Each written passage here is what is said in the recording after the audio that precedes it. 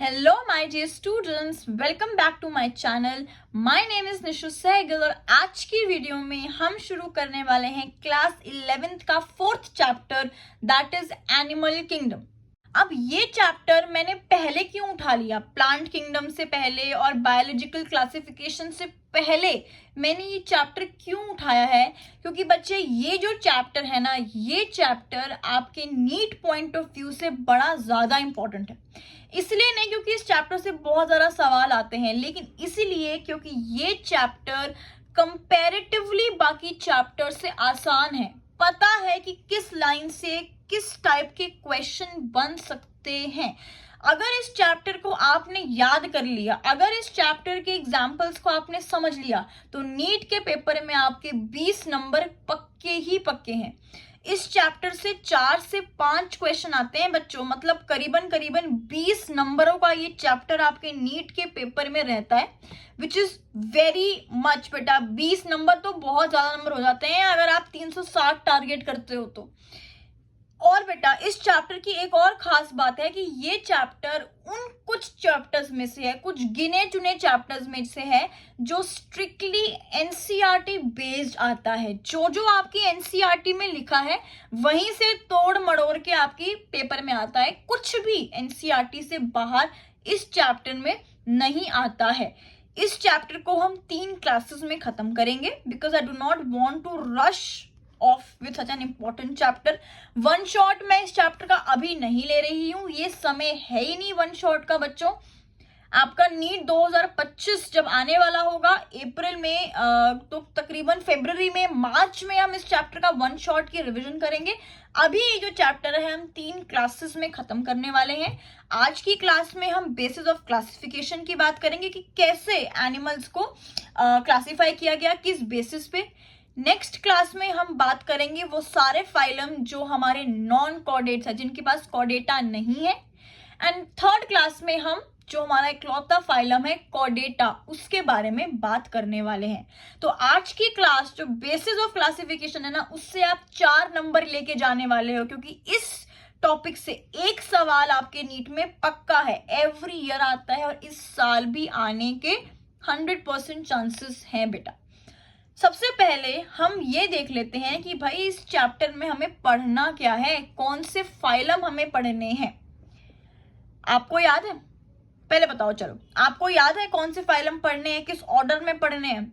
ये याद सबसे जरूरी है बच्चा। ये याद अगर आपने नहीं किया तो फिर आप एग्जाम्पल्स नहीं कर सकते हो।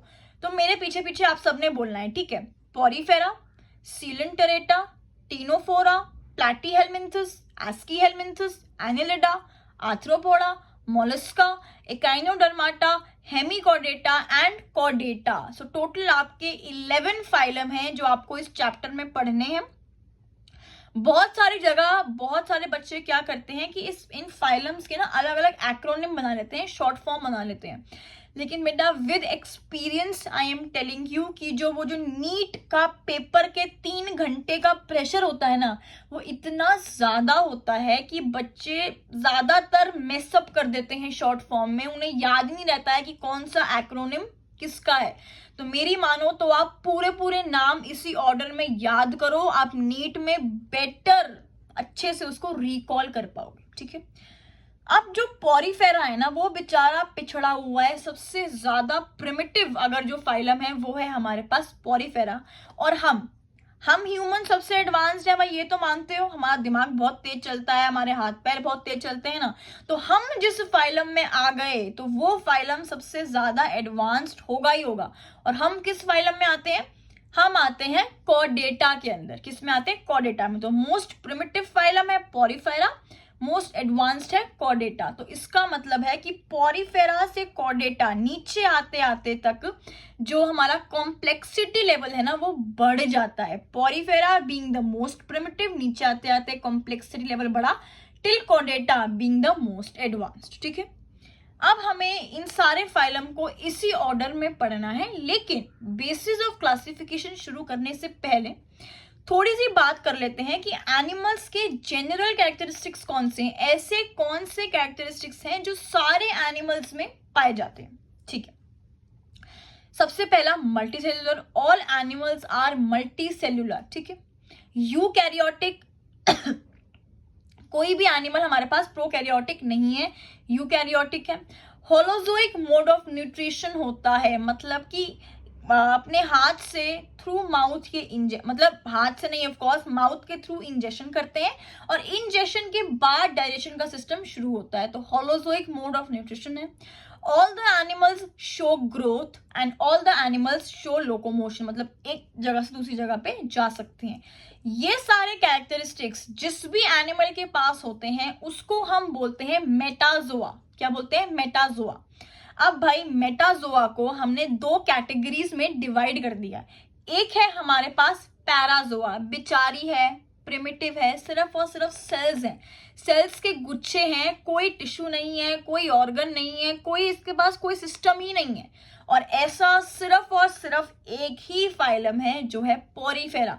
सेल, अगर सिर्फ और सिर्फ सेल की अगर हम बात करें तो वो सिर्फ और सिर्फ फाइलम पोरीफेरा में होता है। दूसरे टाइप का मेटाजोआ है यू मेटाजोआ। यू मेटाजोआ थोड़े से एडवांस्ड हैं, इनमें सेल भी है, सेल के बाद टिश्यू भी बन रहा है, टिश्यू के बाद ऑर्गन भी बन रहा है, ऑर्गन के बाद ऑर्गन सिस्टम भी बन रहा है।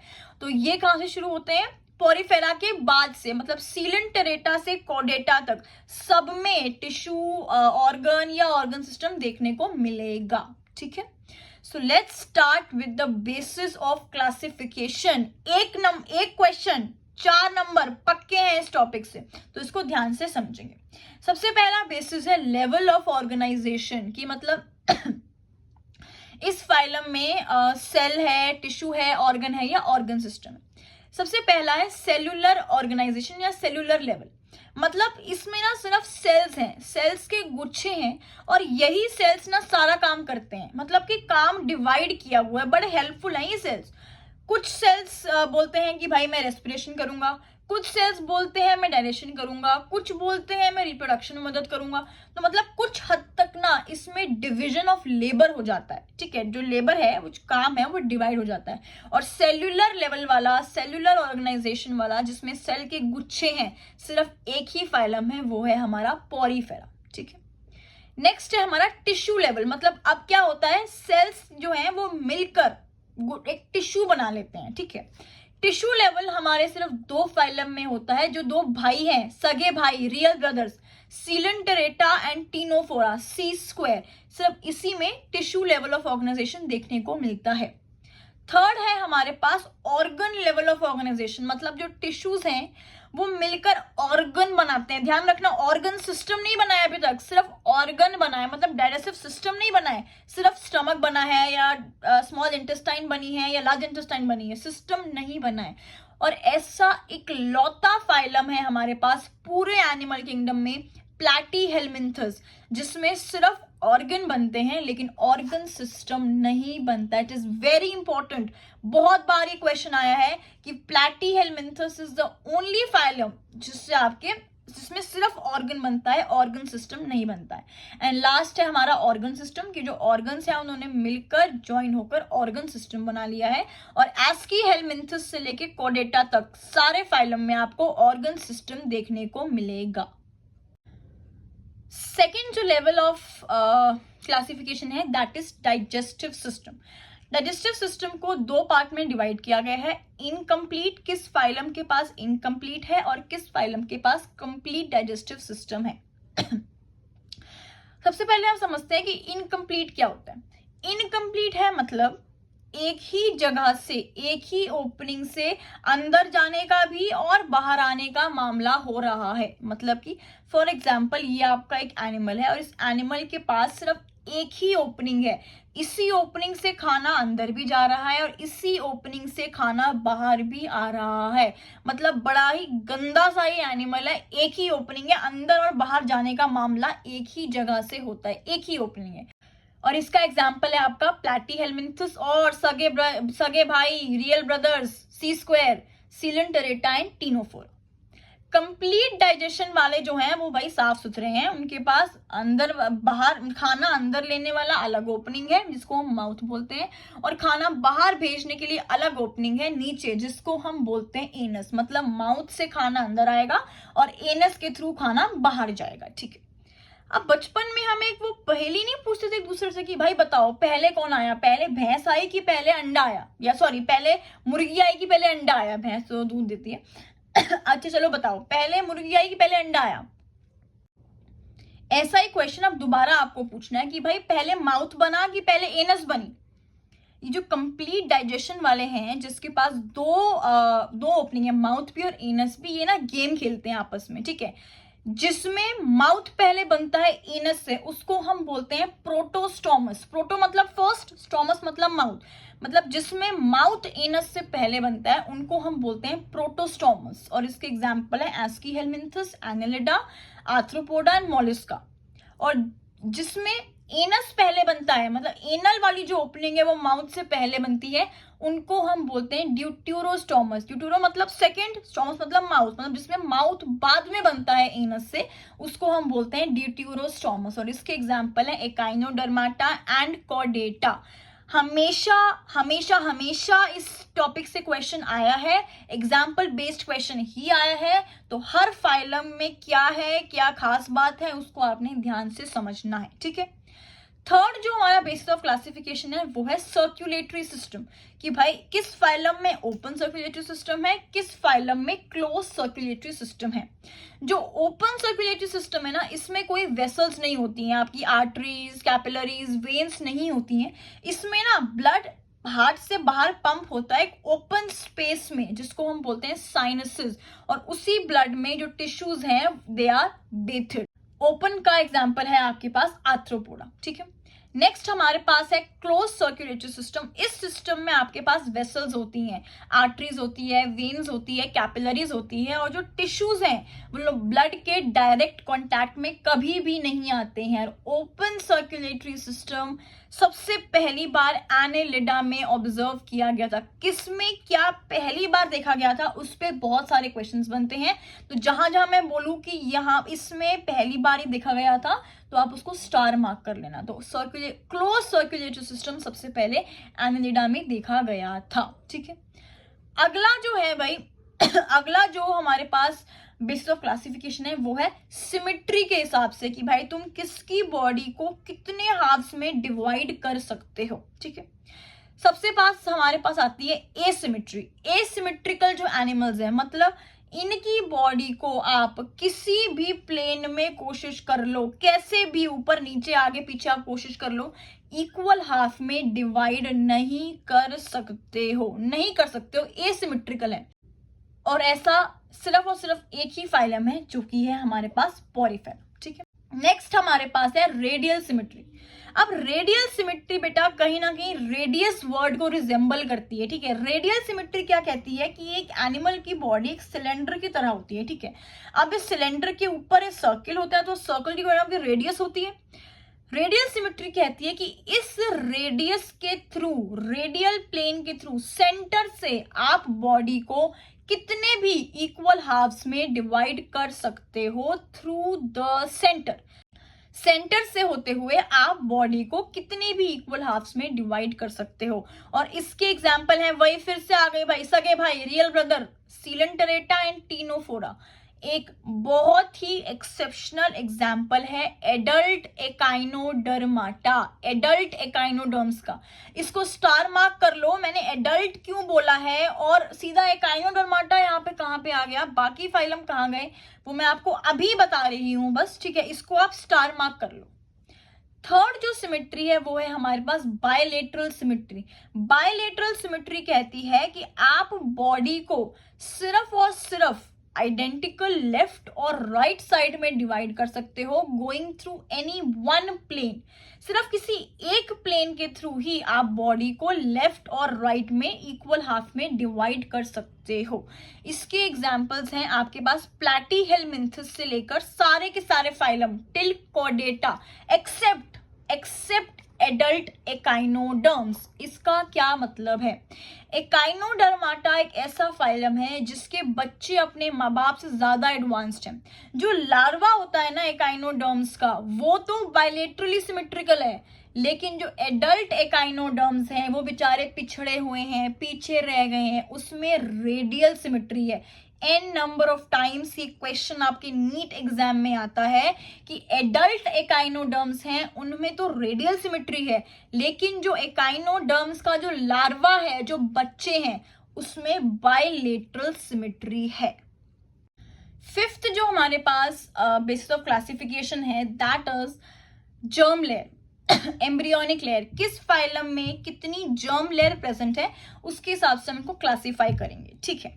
अगर तो भैया मान लो कि फाइलम में, मतलब फाइलम के एनिमल्स के पास सिर्फ 2 लेयर प्रेजेंट है, बाहर वाली ये एक्टोडर्म और अंदर वाली ये एंडोडर्म, इसको हम बोलते हैं, 2 लेयर वाले फाइलम को हम बोलते हैं डिप्लोब्लास्टिक। क्या बोलते हैं? डिप्लोब्लास्टिक। और ये एक्टोडर्म और एंडोडर्म के बीच में ना ये जगह खाली जगह नहीं है बच्चे, इसमें ना कुछ जेली लाइक सब्सटेंस, कुछ जेलाटिनस सब्सटेंस है जिसको हम बोलते हैं मिसोग्लिया। क्या बोलते हैं? मिसोग्लिया। और इसके एग्जाम्पल्स हैं पोरीफेरा, टीनोफोरा एंड सीलेंटरेटा, ठीक है। अगर एक फाइलम के पास 3 लेयर है, मतलब कि बाहर वाला आपकी एक्टोडर्म, अंदर वाली एंडोडर्म, और इस एक्टोडर्म और एंडोडर्म के बीच में एक तीसरी लेयर है, मिडल लेयर है, जिसको हम बोलते हैं मीसोडर्म, ठीक है। तो ऐसे फाइलम को हम बोलते हैं ट्रिप्लोब्लास्टिक। क्या बोलते हैं? ट्रिप्लोब्लास्टिक। और इसके एग्जाम्पल हैं आपके प्लैटीहेलमिन्थस से लेके कॉर्डेटा तक, ठीक है। नेक्स्ट जो आपका बेसिस ऑफ क्लासिफिकेशन है वो है बॉडी प्लान, कि भाई बॉडी कैसे दिखती है, बॉडी का प्लान क्या है। सबसे पहला है आपका सेल एग्रीगेट। अगर तो बॉडी में सेल्स के गुच्छे हैं, सिर्फ और सिर्फ सेल्स के गुच्छे हैं, मतलब कि सेल एग्रीगेट्स हैं, तो हम उसको बोलते हैं सेल एग्रीगेट बॉडी प्लान। और ऐसा सिर्फ और सिर्फ एक ही फाइलम है, कौन सा? जल्दी बताओ, सेल के गुच्छों वाला कौन सा फाइलम है? पोरीफेरा, ठीक है। नेक्स्ट अगर हम बात करें बॉडी प्लान की तो वो है blind sac body plan. Blind sac का मतलब है वो एक ही ओपनिंग वाला मामला, मतलब जिस फाइलम के पास एक ही ओपनिंग है, खाना भी वहीं से अंदर जाएगा और जो वेस्ट प्रोडक्ट है वो भी वहीं से बाहर आएगा। तो ऐसे फाइलम को हम बोलते हैं कि they have a blind sac body plan, ठीक है। इसके एग्जाम्पल्स हैं Platyhelminthes, Coelenterata and Ctenophora.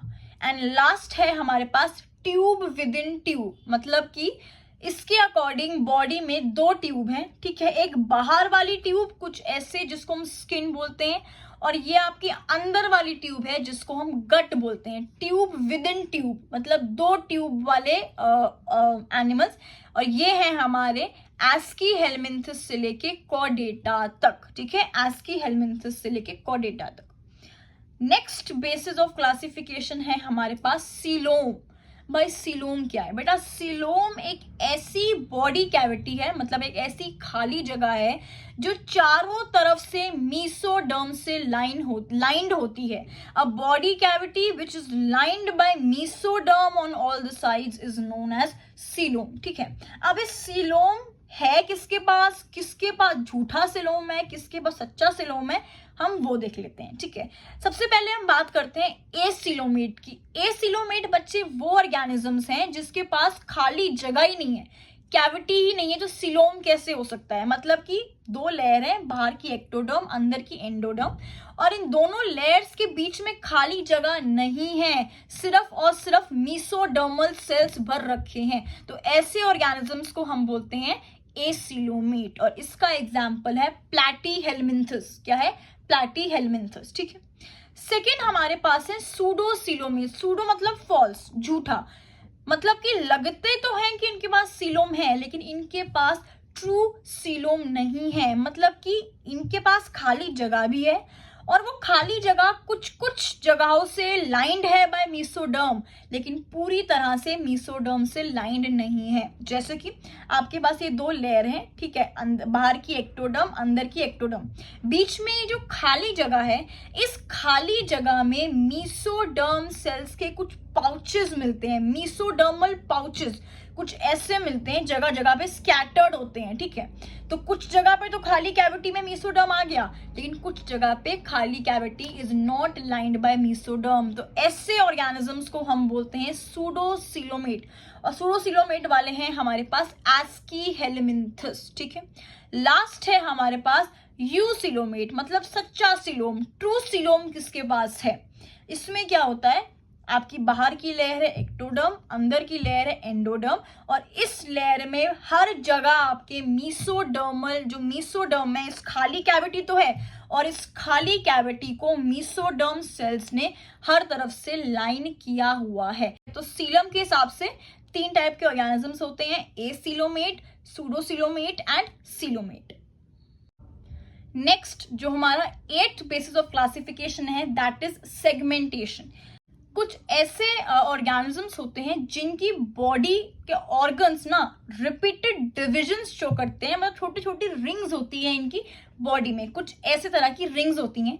3 phylum आते हैं जो सेगमेंटेड होते हैं। एक होता है आपका arthropoda, second is your Annelida and third is your chordates. मतलब ह्यूमंस में भी कहीं ना कहीं आपको सेगमेंटेशन देखने को मिलती है, इसलिए इसमें कॉर्डेटा भी इंक्लूडेड है। एनालिडा में जो अर्थवर्म है ना, सी इन द पिक्चर, अर्थवर्म की जो रिंग्स हैं उनको हम बोलते हैं मेटामेरिक सेगमेंटेशन। क्या बोलते हैं? Metameric segmentation. और इस फिनोमिनन को हम बोलते हैं मेटामेरिज्म। बहुत बार नीट में आता है ये क्वेश्चन, ये जो अर्थवर्म्स हैं दे शो मेटामेरिज्म, ठीक है। और लास्ट 9th जो आपका बेसिस ऑफ क्लासिफिकेशन है दैट इज नोटोकॉर्ड।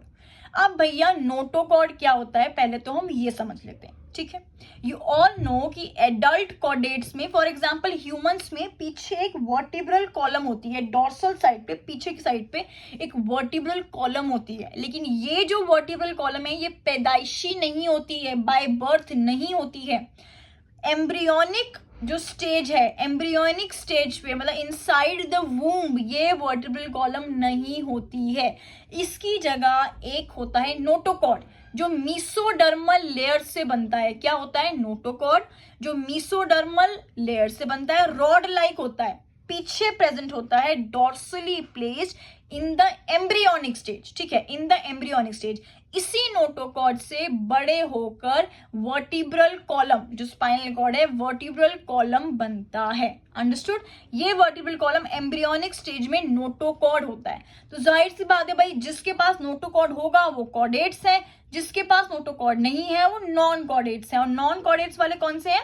फाइलम से लेके हेमिकॉर्डेटा तक, इनमें से किसी के पास भी इनमें से किसी के पास भी नोटोकॉर्ड प्रेजेंट नहीं है, ठीक है। तो ये आपके सारे बेसिस ऑफ क्लासिफिकेशन, जिसमें level of organization, digestive system, body plan, symmetry, circulatory system, then your coelom, notochord, segmentation, body plan, ये सब कुछ आता है।